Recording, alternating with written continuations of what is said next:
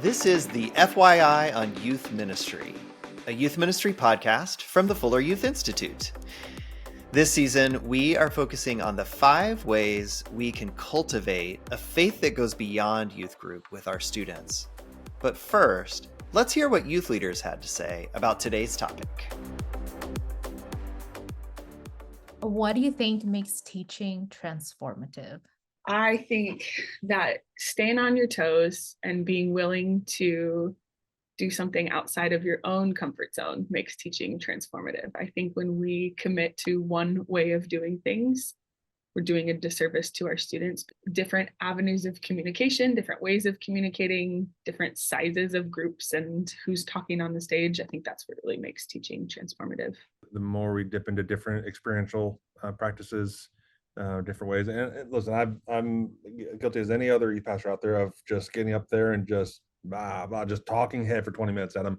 But the more we get creative about experiential ways, the more we use different methods of communication, the more we get creative and innovative in how we communicate, and visuals and props and all the different ways that we learn as speakers to communicate.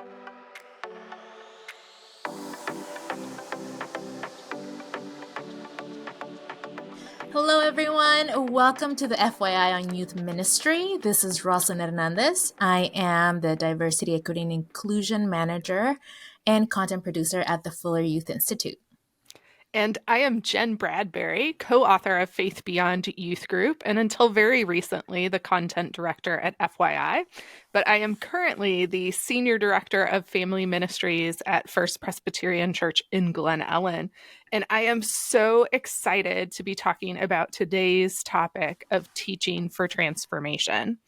Teaching for transformation refers to all the innovative ways in which we actually teach character and faith to young people by doing what Jesus did to teach for transformation with his disciples. So it's when we build upon the work of others, when we tell stories, when we ask questions rather than just talking at a group of young people, and when we commission others with authority. And our conversation partner for today is Meredith Miller. She's a pastor, parent, and writer with over 20 years of experience in children's ministry, curriculum, and youth ministry. And she helps grown-ups and the kids they love engage with the Bible and faith in ways that are life-giving, fun, and that fit with their real lives. Meredith, welcome. We're so excited to have you today. Thank you. I'm really excited to be here. Yay. So I have a question that's going to be kind of personal. We kind of like to start personal here. Okay. Diving right in. Sounds good. Let's do it. So this is a question about you when you were a teenager. Okay, so go back in time. When you were a teenager, what was a way or an aspect of teaching that you really liked and why? So I was a youth group teenager through and through. There all the darn time, in an era through the late 90s when there was just like a lot of big youth group stuff happening. One of the things that resonated with me was we had a guy that was just part of our youth ministry team. He was really effective at using humor. And I mean that a little bit differently than just he was funny, right? Like it was kind, like no one was ever on the brunt end of whatever was funny. It was memorable, not because it was funny, but because it tied in to where we were trying to go and what we were trying to remember. And it created a lot of warmth in the room. And it felt like it was really helpful for anybody who was maybe newer to our group or not quite sure what they signed on for or not sure what was coming.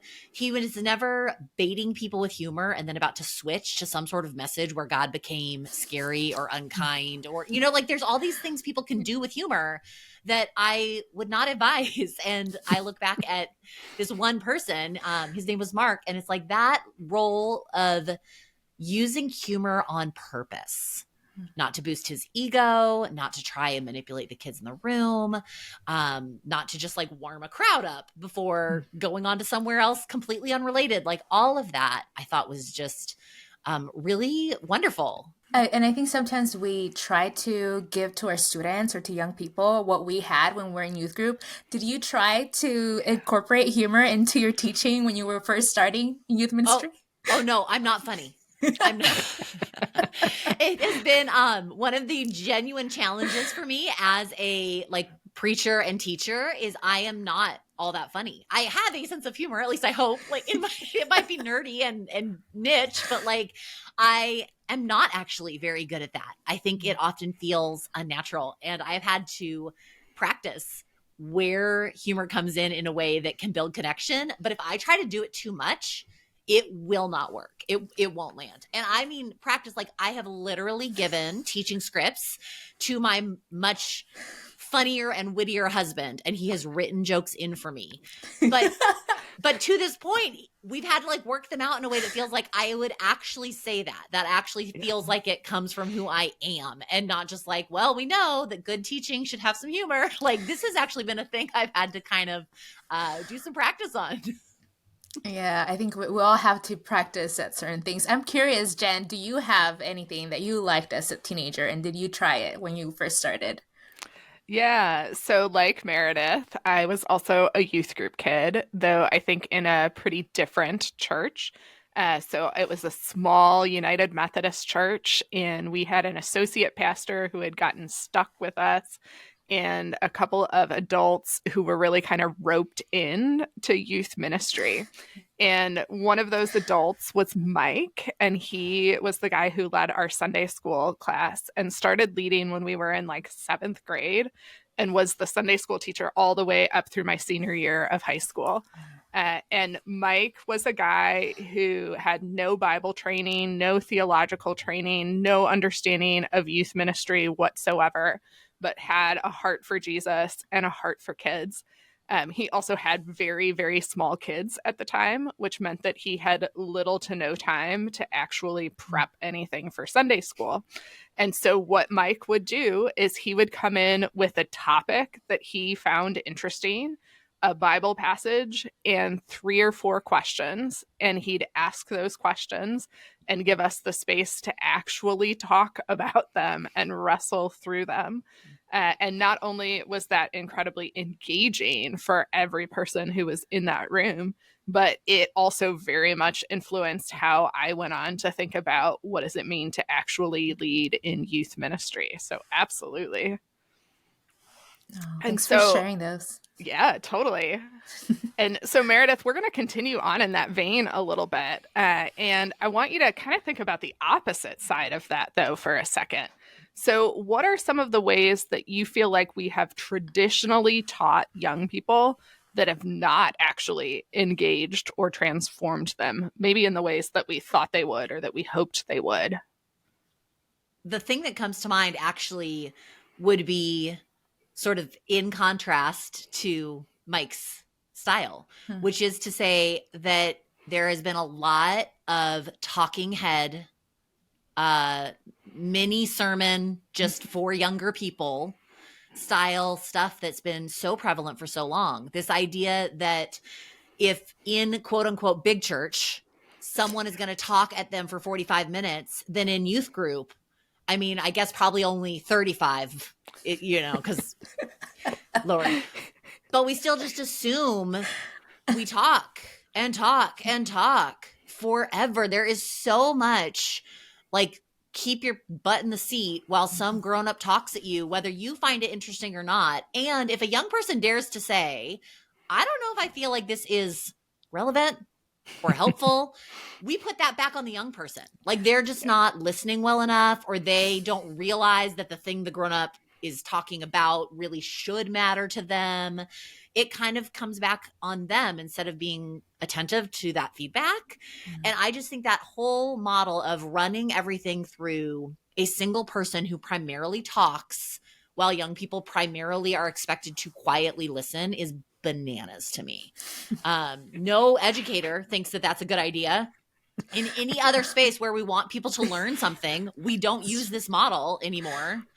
And yet we do this with our young people in church spaces on and on. We're well past the time, and yet it persists. Yeah. So Meredith, I mean, Roz and I are both sitting here shaking our heads, nodding in agreement. We are with you 100%. So 2 follow-ups to that then. So how have we actually gotten here? Like, why is this the default? And what would actually be more effective? Ooh, why is it the default? I'd be so curious what you each would think contributed to why it's the default. Here's the one I want to name. I think part of the reason this became the default is that in some churches, a youth pastor wanted to become a senior pastor, and the youth group was their practice place. And so the teaching was not about how we help our young people really become transformed by what it means to know God.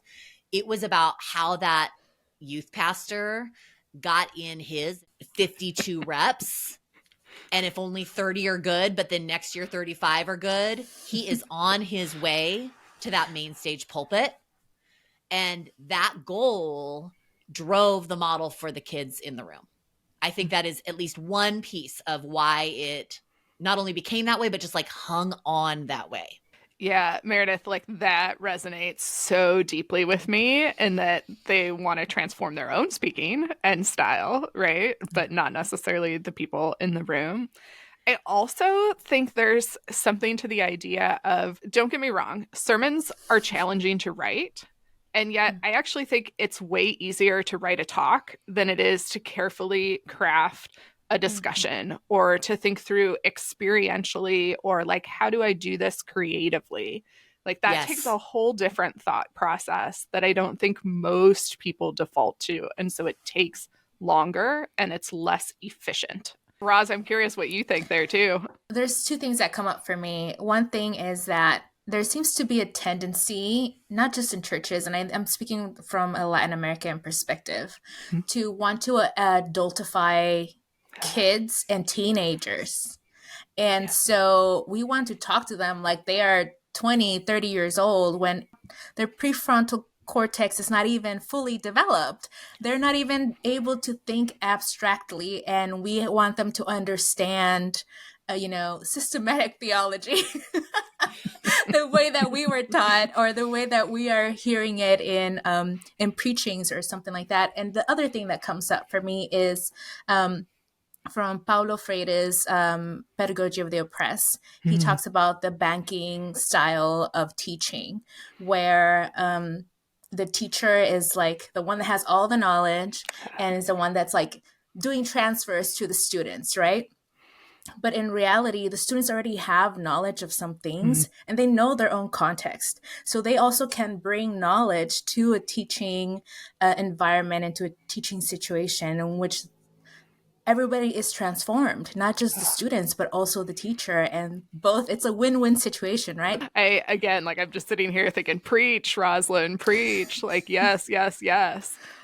So Meredith, to come back to you then, like, how do we get to more of this win-win situation that Rosalind was describing? What is more effective than this one-way talking transmission sermon? You already mentioned the idea of thinking about experiential teaching. What might involve a kid's senses? Like if you think like, oh, I don't know what experiential teaching might mean. Senses. Is there anything they could smell or touch or taste that could invite them into whatever you're exploring in a different sort of way? Or thinking about intentional interruption. So if I still basically know how to write a talk and I'm not sure what to do next, what if I, one, made that talk so much shorter, like 12 to 15 minutes? And what if I intentionally stopped every 4 minutes and turned it back over to the kids in some sort of way? I invited them to think about something, write about something, draw a picture about something, talk to other people around them about something. And that I intentionally interrupted for a while. Like if you're going to do that, give them enough time to then do the thing, get a feel for the pace of that so that you don't rush them through. Talking for a little bit and then handing it away and back and forth can radically change how a message goes into a community and gets experienced by the group, because then you've invited more of a dynamic conversation. You are showing that you think that what they are wondering or what's resonating with them matters. Yeah, I really love that, Meredith, and that idea of intentional interruptions too. I think makes it a little bit more palatable, if you will, too. Like if I'm used to writing a talk, I can still write my talk, right? But now I'm just thinking every other page, like where am I putting this interruption and how am I actually engaging the students in the room? So much wisdom in that. Do you want to be better equipped to engage young people in your community? We offer 2-day workshops in cities around the country to help you and your team focus on what's most essential in discipling young people. You could stop guessing and grasping at trends and increase the impact of your ministry through research-based strategies. Let's hear what Tammy thought about the workshop. For me personally, this workshop, this Growing Young workshop, allowed the book that I read and continue to go back to, it made it a pop-up book. It made it accessible, it made it tangible, it made it easier to process. And doing it here gave me the opportunity now to go back to my team and really feel like I can lead it well there. I think one of the best parts of this workshop is that it wasn't this gigantic conference. It wasn't hundreds of people crammed in where people are just kind of skirting around from each other, but we were actually intentionally at small tables where we actually could have conversation and be honest and vulnerable with each other, pass on ideas, and I really loved that. Look for a workshop near you at fulleryouthinstitute.org/workshop. So in Faith Beyond Youth Group, we say that our teaching leads to transformation. So let's explore a tie-in to the distinction that you make in your book, Woven, between teaching obedience and helping children and young people get to know and trust God. So first, can you explain the difference between obedience and trusting God? And then what is one thing that we can do in our teaching to help young people to trust God? I distinguish between teaching obedience and teaching from a trust-based paradigm, largely by noticing how obedience focuses a lot on right behavior. Right? I say the right things, I do the right things, I think the right things. It's stuff that can often be put on a list, right? You should do these things and you should not do these things, and then we're going to call that obedience. When we talk about teaching to help kids trust God, then we're going to be focused a lot more on, when I am talking about faith or looking at scripture, what am I noticing about who God is or what God's like? And as an adult facilitator, you would be highlighting those various attributes or actions God takes. When I tell a group of kids, God is compassionate or just or near, every kid in the room can react to that statement, no matter where they come from or what their story is. If I will let them say either, yes, because this one time, but I have to also let them say, I don't think so, because this one time. And so teaching to trust isn't just, you should trust God because of all these things God is. Then I'm just putting that on the list too, right? Just like speaking kindly and being nice to your siblings and not cheating on your tests.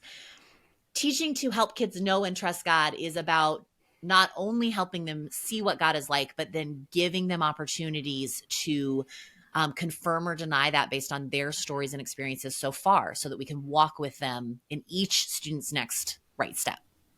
In you posting that question or just posting that the way you're identifying God, young people are going to think critically about what they have experienced. And it's not just they're taking it at face value that you said something and like, oh, okay, well, that's how God is. And then later, when they experience something different, their faith can be like thrown into chaos because, well, if I've been told my whole life that God was this way, but then I experienced that God is not that way, that could be really hurtful for someone's faith journey.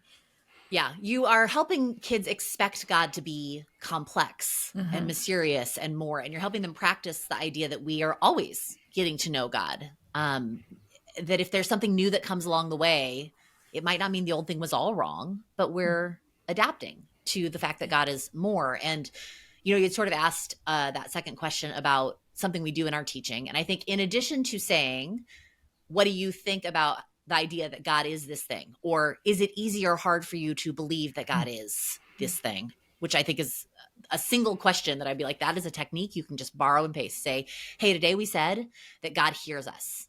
Is that easy or hard for you to believe, and why? But I also think a major thing we have to do if we would like to teach towards helping kids grow in their own trust for God, helping kids get to know God, we need to stop telling them exactly what to go do next because they spent this time in teaching with us. We need to stop prescribing the application that they should go and do because we say so and we know so.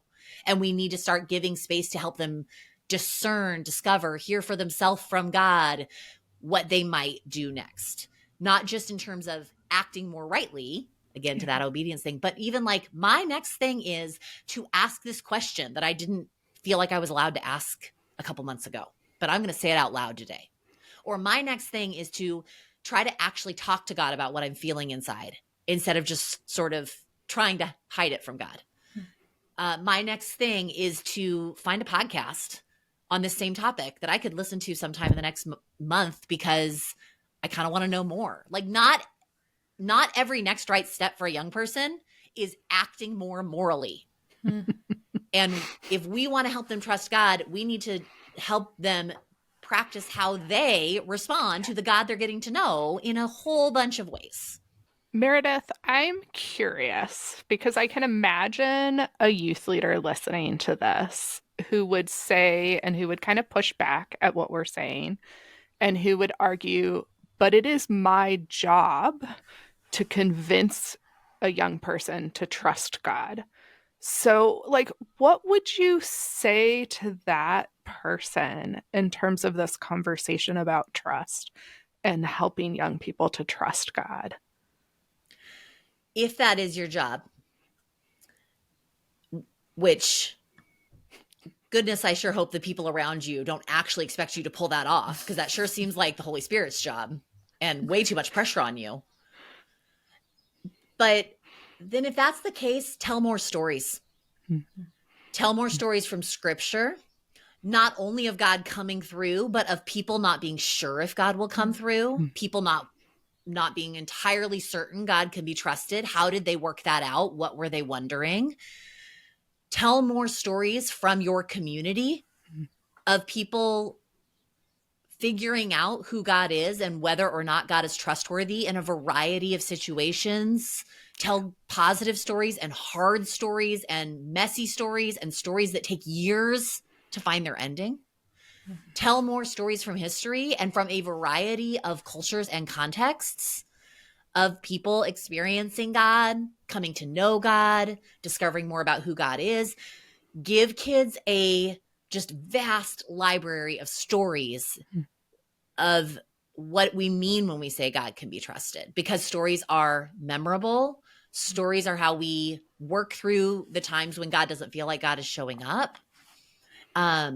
Stories are what give us hope when our own situation is taking a long time and very messy. Stories are what help connect us outside of our home culture and what is most familiar to us to a God who works globally and in a variety of cultures and even adapts God's self to culture.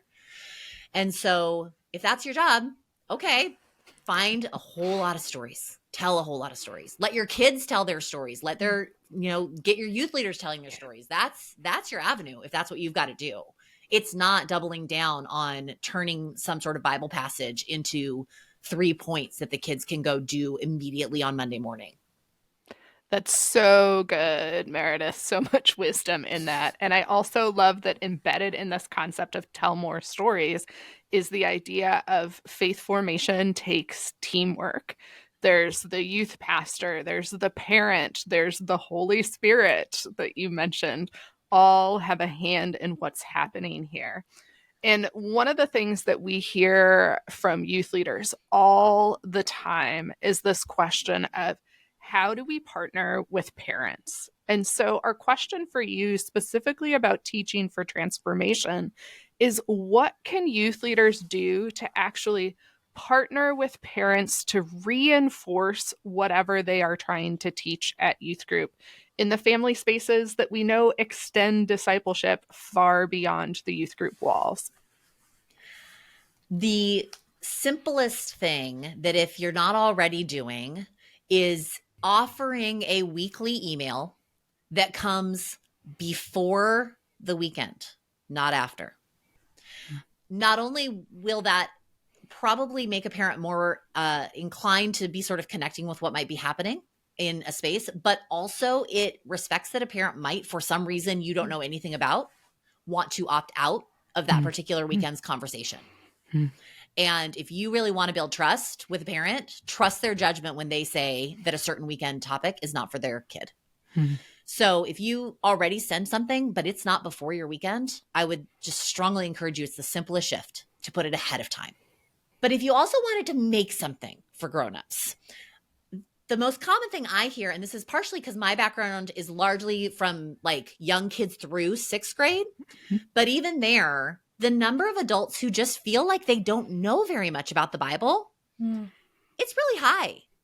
And even if those parents are also participating in church, which is not always the case, a lot of them are curious about the Bible and they are embarrassed to admit how much they don't know. So under the guise of, well, because your kids are part of this, it's for the kids. The amount of stuff parents will do for their kids, but they are curious. And the biggest stall out is they simply think you're supposed to be an expert and they are not experts. You could give them the story in 3 sentences and you give them a paraphrase for them about what you're trying to highlight about who God is or with this lesson that they can read really quick. You could make them their own podcast. It could be simple production value. And it is 5 minutes for them in the car that invites them to hear the same thing with just a couple key bits of like, hey, you might not have known this or this about the Bible. And we just wanted to make sure you did because we hope at some point you and your kid can talk about it. The thing that I think is also worth considering about this is that when you give parents something to do at home, they don't always receive that as, oh, gee, thanks. It sometimes feels like, oh my gosh, it's one more thing. Yeah. So this is a small distinction, but it's real important. You are equipping a family to be in an ongoing conversation about faith. You are not trying to make the parents check a box for every single week, having had a follow-up conversation about your lesson. That is different. Yeah. You are trying to teach a family to be engaged in a meaningful faith conversation in an ongoing way in their everyday life. That may or may not be any one week about one lesson you taught, and that's okay. Meredith, I love that distinction between checking a box and even, I can visualize all the youth leaders I know who are like, but I send them a question. But it very much is that response of like, check this off, right? And so even to push slightly more than that, one follow-up for you, Meredith. So what if I feel like most of the parents in my particular context are still really after cultivating obedience rather than trust? Like, how do I help them catch up with me when it comes to teaching for transformation? A lot of times when you help them know what you're doing when it comes to teaching for trust, they switch fast because underneath the desire for obedience is a deep love for God. They teach obedience because they think that's what love for God looks like. But when you say, hey, I want your kid to have enough space to know God and let that love grow within them naturally. So here's what I'm going to do. So many of them switch with you because love is what's underneath all of it. Now, for some, there's also fear. And I think that's where, as a pastor, you are meeting them with what's true. They teach their kids obedience because they hope that if they tell kids exactly how to act, they can avoid certain kinds of poor choices or risky choices that they're really afraid of.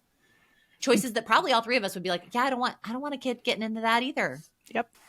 If you can be compassionate towards an adult who's feeling fear for the sake of the kid they love and not shaming, like that is what those adults need from you is I understand that fear and I can't promise you anything but I will walk with your kid and love them as best I can. Yeah, so good. And that idea of compassion rather than shame, if we can do that, so good. Yeah, and I think that brings up for me something that it's like the title of your book, right? Sometimes we might think that youth ministry is about laying a foundation for a young person's faith. Can you tell us why a spider web is a more apt metaphor for what we're doing in youth ministry and how that ties into transformation? Certainly. I love talking about this part because one of the limits of a construction type of metaphor is its need to be one size fits all. When I build something, I follow a blueprint that has been given to me.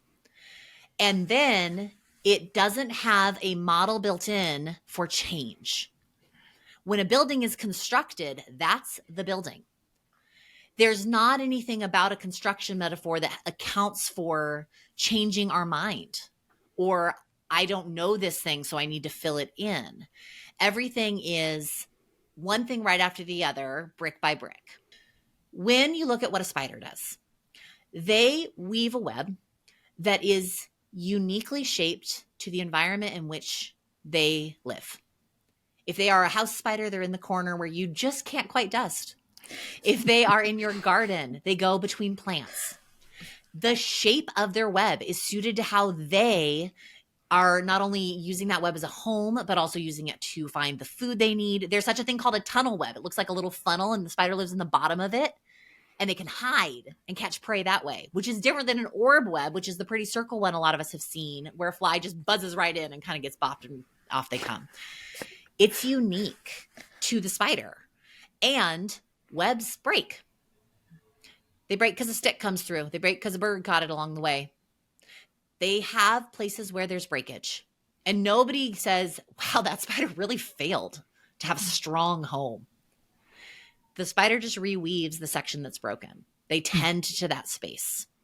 There is a built-in understanding that it is meant to flex and it is meant to change and be reshaped over time.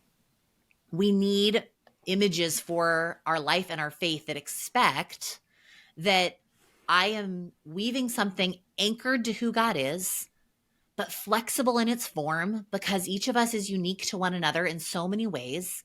And that as life brings me challenges or changes, I can change too. And that doesn't mean I have failed at being a good Christian.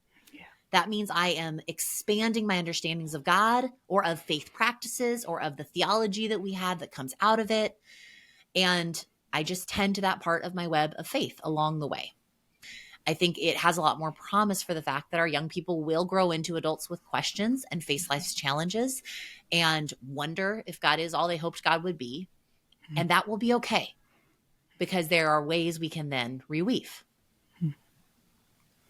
Thank you. And so this season, we want to leave our listeners with a couple of words of hope. And that already gave me so much hope. And I hope it's hopeful for our listeners. But we want to each of us share, what is your hope for leaders as they prepare for and teach in this season?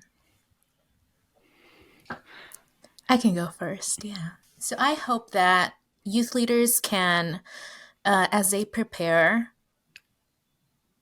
feel that even though there is a calling in their life, and this is very serious for us to help the faith of young people, to feel the sincerity and the honesty of that, but to not feel the pressure that we are not the only ones that are in these young people's lives. It's not up to that youth leader to transform this young person. And we get to plant some little seeds here and there as youth leaders, but we're not the ones that have to see those seeds through all the way. It's not even possible anyway. So I hope that as they prepare, that they are able to rest in God and trust in God, that God is helping transform young people. I would hope that as youth leaders teach for transformation, that you would give yourself permission to both try new things when it comes to teaching and to fail, for those things to bomb miserably and for that to be okay. And at the same time, I would also hope for youth leaders that you would see the questions that young people leave your youth gatherings with, not as marks of failures, but as marks of success. That when they're leaving with questions and with curiosity and with wonder, that you are doing your job of teaching for transformation well. I would say that I hope youth leaders would try something that sounds fun this next season. If you are working on something and you think, maybe we could do this, that could be fun, like follow that and just see what happens. Because having a faith that is joyful, having a style of learning in your community that is playful and whimsical and lighthearted, that says something about what you think of who God is too. Our God is among our various communities as we discover God together and enjoy being with one another along the way. So if something comes up and you're like, that could be fun, I hope you'll just follow that through, whatever that looks like for your group and your community, especially because whatever that idea is, it's probably super connected to your community, your kids, your culture, your place you call home, your part of the world. And that is going to bring something to life that no lesson written by somebody else or popped into some curriculum or drawn out of some book is ever going to do. You're bringing something that is unique to your people. And I think that is both important and really beautiful. Awesome. Well, thank you so much, Meredith, for being with us. This was such a great conversation. I'm so happy that we get to share this with our listeners. Yeah, thank you so much for having me. I had such a lovely time. And thanks to your listeners for all they're doing to support young people. This podcast is one of the many free resources produced by the Fuller Youth Institute. Check out the show notes for links to all the resources mentioned in today's episode. Thanks so much for listening. And finally, here's one more thought from a youth leader. So what have you tried that has really seemed like it worked? Repetition. When it comes to teaching for transformation, I consistently am trying to let's find a new series, something we haven't dove into. We have a lot of students who have been with us since 6th grade. And so I've already preached about that before. And as it turns out, with how much change and things that they're going through, they actually just need the same thing over and over again. And obviously I don't mean like just pulling notes from a year ago and teaching the same lesson, but the same kind of principles and things, repetition. We say the same thing to say goodbye to them every single week. Those are the things that finally end up sinking in when they repeat things back to me that I'm like, that is because me and my leaders have been saying that